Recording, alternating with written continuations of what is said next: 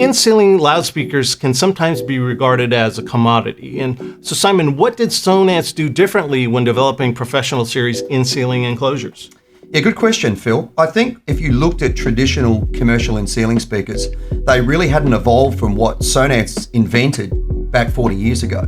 Big bezels, not really attractive, not really sounding very good. What we were trying to do is bring the speakers up to what we had evolved in the residential line. In other words, really clean, minimalistic, one-piece magnetic grills, which not only is easy to install, but if you need to paint the grill, you're painting a one-piece grill. And if you need a black speaker, you simply buy a black grill. You're not having to order a speaker that's got a black bezel. We do square grill adapters as well in black or white. So if you've got square HVAC grills or square ceiling tiles, square downlights, you can match that aesthetic, which looks great as well. Things like a finger adjustable tap to make it easier for the installer so they're not climbing the ladder with an extra screwdriver.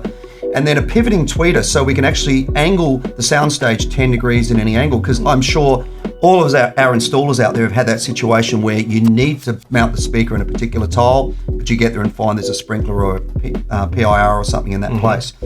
Reversible dog toggles in case you get a thick ceiling substrate. So a lot of things to make the speaker look better, that Sonance laminated core to make it sound better, and driver design, and of course things like the finger adjustable tap and reversible dog toggles to make it easier to install as well, and of course more reliable because of the engineering that goes into it. Excellent. Hey, thanks, Simon. This has been Phil Sanchez and Simon Wehr, and this has been a 2-minute tech talk with Sonance Commercial Audio.